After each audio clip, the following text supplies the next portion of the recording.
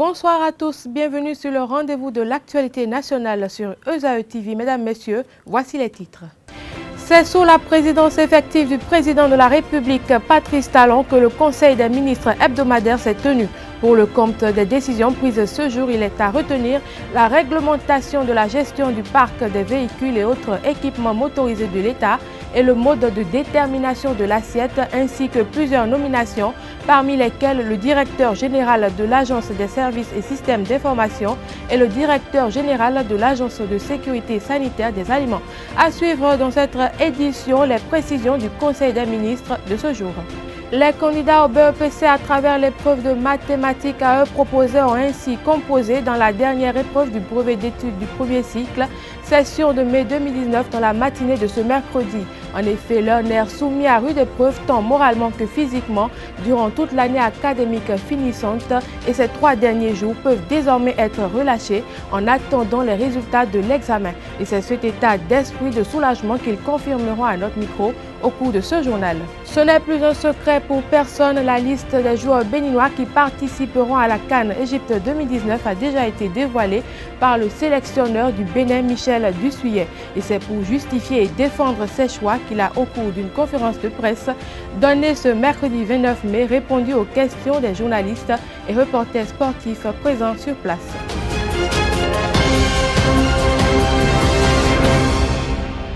À nouveau, bonsoir. Au cours du conclave gouvernemental de ce mercredi 29 mai 2019, plusieurs décisions ont été prises.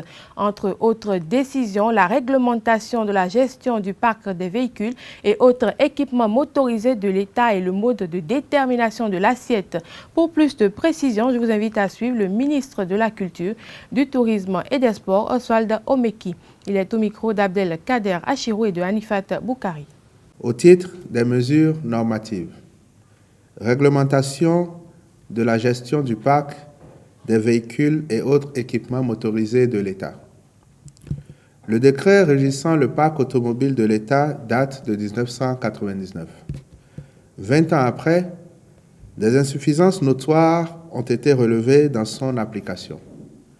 Elles résultent de plusieurs causes, dont les principales tiennent de la non-observance des dispositions du test ou du manque de rigueur dans sa mise en œuvre. Dès lors, des dérives et abus de toutes sortes se sont multipliés au fil des années. Il s'agit notamment de l'utilisation fréquente de véhicules de fonction par des personnes non habilitées, de l'attribution indue et de la circulation injustifiée de véhicules de service, ainsi que de l'emploi abusif de conducteurs de véhicules administratifs. La relecture de ce décret est alors apparue nécessaire pour mettre fin à l'usage incontrôlé du matériel de l'État, affermir la responsabilisation des utilisateurs de véhicules de fonction aux fins de parvenir à la rationalisation de la gestion du patrimoine de l'État. Par ailleurs, l'emploi des conducteurs de véhicules administratifs sera entièrement revu. Ainsi, au terme de la nouvelle réglementation, ces véhicules sont conduits par leurs attributaires eux-mêmes ou par les chauffeurs personnels de ceux-ci. Toutefois, les véhicules de fonction des présidents des institutions constitutionnelles ou légales, des membres du gouvernement et les véhicules des membres du haut commandement militaire seront dotés de conducteurs de véhicules administratifs. Les autres conducteurs de véhicules feront l'objet d'un redéploiement dans d'autres structures administratives. Enfin, le présent décret élargit le champ de la réglementation aux engins à 2 roues, groupes électrogènes, équipements de manutention et de travaux publics et autres équipements motorisés susceptibles d'être acquis ou loués par l'État. Le Conseil des ministres a également autorisé la conclusion d'une convention de concession et d'un contrat d'achat d'énergie relative à la construction d'une centrale thermique de 25 MW. De plus, des nominations ont été prononcées, parmi lesquelles le directeur général de l'Agence des services et systèmes d'information et le directeur général de l'Agence de sécurité sanitaire des aliments. Oswald Omeki pour en savoir davantage. Autorisation pour la conclusion d'une convention de concession et d'un contrat d'achat d'énergie relatif à la construction d'une centrale thermique de 25 MW. Le Conseil a marqué son accord pour la conclusion de la dite convention de concession avec la société Genesis Energy. La réalisation de cette centrale, à des conditions avantageuses pour notre pays, découle de la politique d'autonomie énergétique engagée par le gouvernement pour rendre disponible et permanente à court terme l'électricité de qualité. Il a par conséquent instruit les ministres concernés de prendre les dispositions appropriées pour faciliter le développement du projet de la centrale thermique à turbine dual fuel sur le site de Maria Gleta 1 en régime BOOT, entendez Build, Own, Operate and Transfer.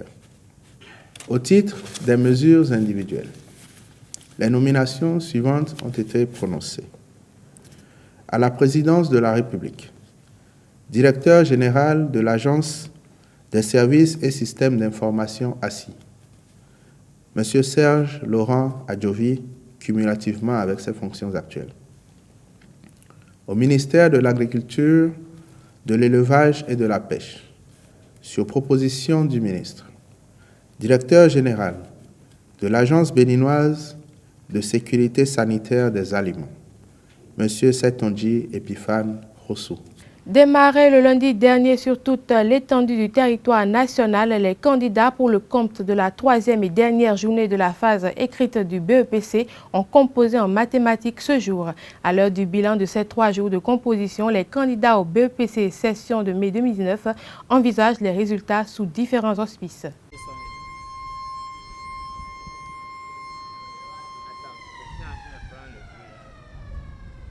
Ces candidats sortent du centre de composition du CEG Saint-Tristan ce 29 mai, soulagés des 3 jours de composition de l'examen du BEPC 2019. Chacun porte en lui l'espoir d'un résultat correspondant à l'effort fourni. Ça s'est bien démarré avec l'aide de Dieu. Les épreuves étaient bonnes, on a bien compris et on a bien travaillé. Quant à moi, j'ai bien travaillé. J'espère la réussite pour tout le monde, que Dieu soit au contrôle. En tout cas, Dieu sera au contrôle et tout se passera bien. Et ceux qui vont réussir peuvent réussir parce qu'on n'espère pas que tout le monde réussisse. Donc, on attend les résultats.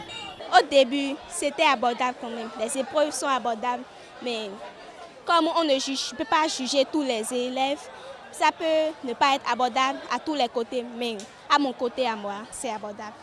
J'espère réussir. Parce que je sais que quel qu'en soit alpha ou oméga, je serai parmi les admissibles. On vient de composer l'épreuve de maths. Mais l'épreuve de maths, moi j'ai vu que c'est difficile. Mais moi j'ai fait de mon mieux. Et que Dieu me va accompagner le reste, la réussite. L'avenir leur tend les bras pour concrétiser chacun un rêve. Assez. Parce que j'ai un amour pour les maths et ingénieur en génie civil. Quand je vais réussir au PPC, d'abord je vais continuer les études, j'aurai le bac et je vais progresser sur le campus, avoir le doctorat en droit privé pour être un docteur en droit privé. Après ma réussite, j'aurai le lycée pour faire la F3, génie civil. Je ne voulais pas continuer, je voulais juste être joueur, aller à l'étranger jouer seulement. Continuer ma vie à l'étranger, c'était moi mon souhait. Je compte faire la série D parce que j'aimerais être pédiatre. J'aimerais faire la pédiatrie parce que j'aime beaucoup les enfants. Ainsi commencent les vacances pour ces élèves en attendant la proclamation des résultats. De plus en plus important pour les femmes d'aujourd'hui, le maquillage est l'art de mettre en valeur la beauté naturelle seulement. Et réussir ce tas n'est pas l'apanage d'un amateur de la chose. Qu'est-ce qu'un maquillage implique réellement? Élément de réponse dans ce reportage. Ils sont de plus en plus incontournables pour les sorties ou autres manifestations du week-end au Bénin. Les maquilleurs et maquilleuses sont sollicités pour révéler la beauté des femmes. Une façon de mettre en valeur leur beauté naturelle, qu'elle soit noire, claire ou bronzée. Le maquillage, comme nous le savons, c'est ajouter un plus à notre beauté naturelle. Donc c'est juste pour ressortir ce que notre beauté, la beauté de la femme, c'est ressortir la beauté de la femme, une petite touche de plus pour égayer son visage. C'est une manière de ressortir la beauté. Même si c'est vrai que la beauté est intérieure, c'est une manière de ressortir la beauté de la femme. Le maquillage s'étend sur plusieurs étapes parmi lesquelles le traçage des cils, l'application du fond de teint, la pose de l'eyeliner, l'application de la poudre, le traçage des lèvres, le fixateur de maquillage. Passage de prédilection pour un chef-d'œuvre esthétique, le résultat final est souvent époustouflant. Ça fait une bonne chose, il faut bien paraître, il faut sortir élégant, il faut être élégante, voilà. N'est pas maquilleur qui veut mais qui peut. Une nuance qui ramène vers la réalité selon laquelle le maquillage devient un métier de plus en plus pratiqué, sauf qu'il est conseillé de confier son visage à des mains expertes, c'est-à-dire à des professionnels. Ce qu'il faut ne pas oublier, c'est que c'est le visage des femmes.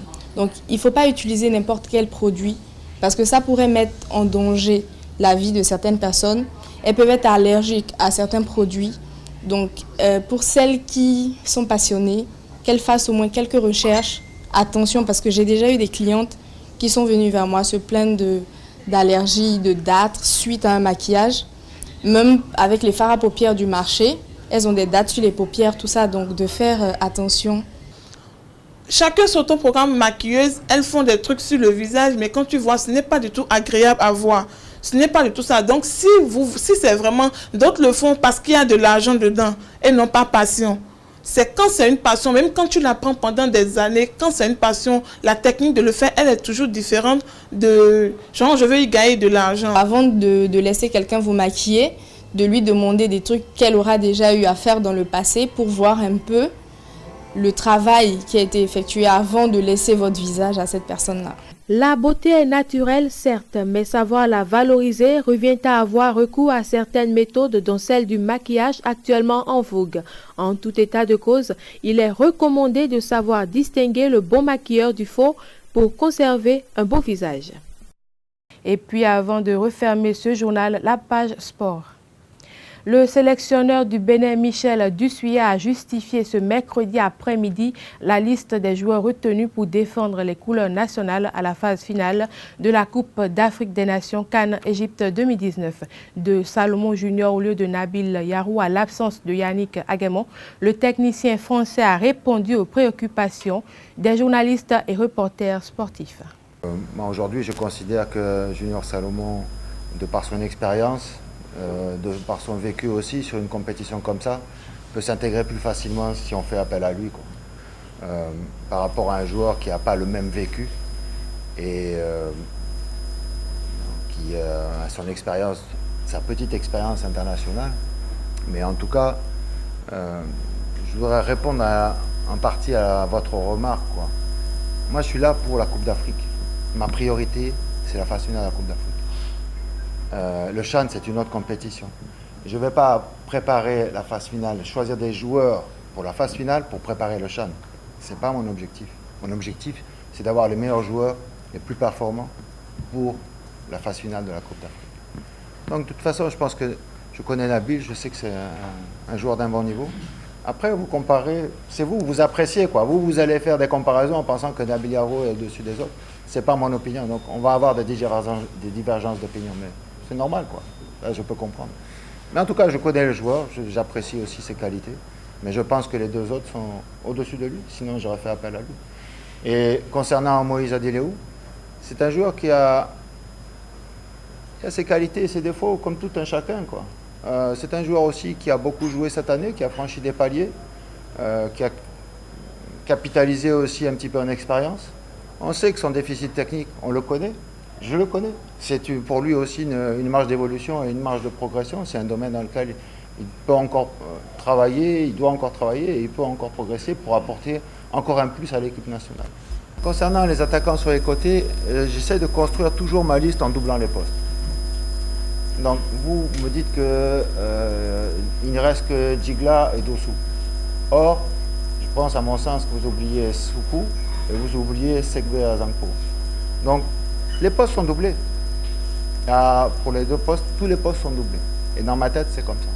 Donc, il n'y a pas quelqu'un qui va être dans le confort ou qui va être en pensant qu'il va arriver et qu'il va jouer. Il n'y en a pas. Donc, la concurrence, elle existe de fait. Concernant Yannick, J'ai dit tout à l'heure que j'ai dû écarter les attaquants. Voilà.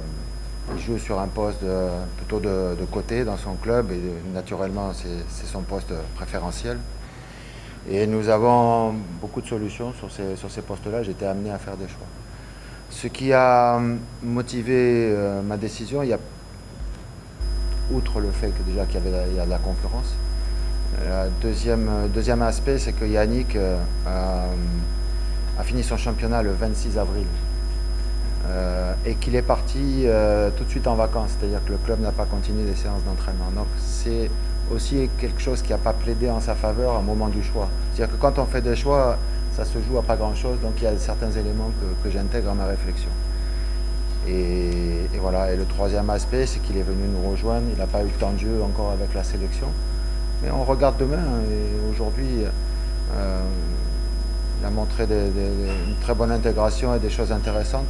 Donc son parcours ne va pas s'arrêter là avec la phase finale, ça va continuer encore derrière, il y aura encore d'autres échéances. Et je pense qu'on pourra toujours compter sur lui, quoi. Après, concernant le poste de troisième gardien, j'ai dans la tête toujours d'essayer de regarder un peu demain et de faire appel à un gardien peut-être un petit peu plus jeune qui puisse prendre de l'expérience à travers déjà tout le temps qu'on va passer ensemble, à travers les séances d'entraînement, à travers toute la préparation et lui-même ouvrir les yeux aussi sur ce qu'est le haut niveau. Et je pense que c'est une chance aussi pour ces joueurs-là de s'enrichir et de gagner encore en capital d'expérience. En Ligue 1, ESAE-FC a été l'hôte de la jeunesse athlétique de Cotonou à René Pleven. Les Dragons de l'Ouémé ont reçu le leader Buffle FC à Charles de Gaulle. Béké FC de Bembereke, deuxième au classement, se déplace à Zakpota pour affronter Dynamo d'Abomey. Demain, UPONM joue Aspac en clôture de la 35e journée au campus d'Abomey-Calavi. Avrancourt, Omnisport et Soleil FC sont au repos. En Ligue 2, on joue Mamba Noir, Audio FC, Espoir de Savalou Dynamique FC, Entente FC Dynamo de Parakou cet après-midi. En clôture de la 35e journée demain, on aura AS Cotonou Riel Sport Parakou. Mesdames, Messieurs, merci de nous avoir suivis. Portez-vous bien et à bientôt.